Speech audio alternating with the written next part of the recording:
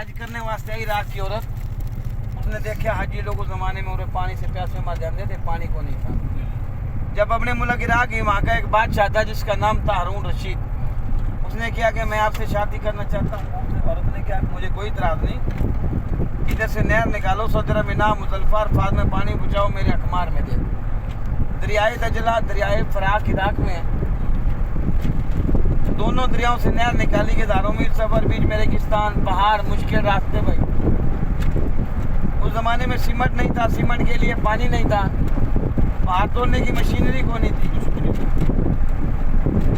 خدا جانے سیمنٹ کی چیز سے بنایا ہوگا، پانی کہاں سے لائے، کتنے سال، کتنے دن، مہینے لگے ہوں گے۔ دریائے دجلہ دریائے فراق عراق میں ہے، ان دونوں دریاؤں سے نہر نکالی گئی۔ یہ میرا اللہ جانتا ہے کتنے سال لگے، یا وہ لوگ جو دنیا سے بنا کے چلے گئے۔ بھائی تم نے وہ نہر زبیدہ دکھاؤں گا، انہیں پانی دیا اقمار میں۔ یہ دنیا میں ایوبہ اسلامی تاریخ میں بہت بڑی بات ہے۔ یہ آپ لوگوں کو میں وہ نہر زبیدہ دکھاؤں گا۔ نہر زبیدہ ہارون رشید کی ملکہ زبیدہ کی طرف سے حجاج کرام کے لیے کھدوائی گئی نہر ہے۔ نہر زبیدہ کی تعمیر تاریخی طور پر زبیدہ بنت جعفر زوجہ عباسی خلیفہ ہارون رشید سے منسوب کی جاتی ہے۔ نہر زبیدہ عرفات کے قریب ہے۔ عزیزیہ مکہ میں نہر زبیدہ کا ایک ٹوٹا ہوا حصہ ہے، اندرونی دیوار کو پلستر سے بالکل ہموار رکھا گیا تھا۔ زبیدہ نے پانی کی قلت کے سبب حجاج کرام اور اہل مکہ کو درپیش مشکلات اور دشواریوں کا اپنی آنکھوں سے مشاہدہ کیا تو انہوں نے مکہ میں ایک نہر بنانے کا ارادہ کیا۔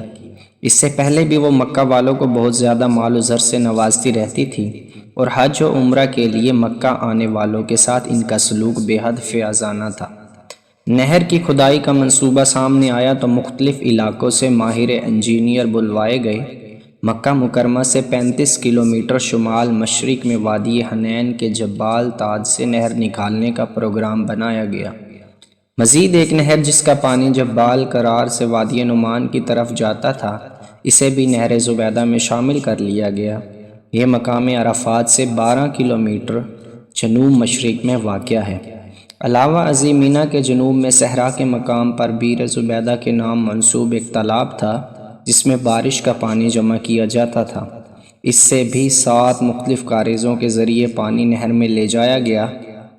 پھر وہاں سے ایک چھوٹی نہر مکہ مکرمہ کی طرف اور ایک میدان عرفات میں مسجد نمرہ تک لے جائی گئی تھی۔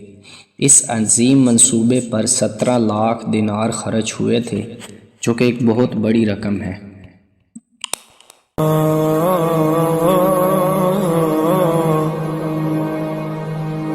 يا نفس إن لم تظفري لا تجزعي وإلى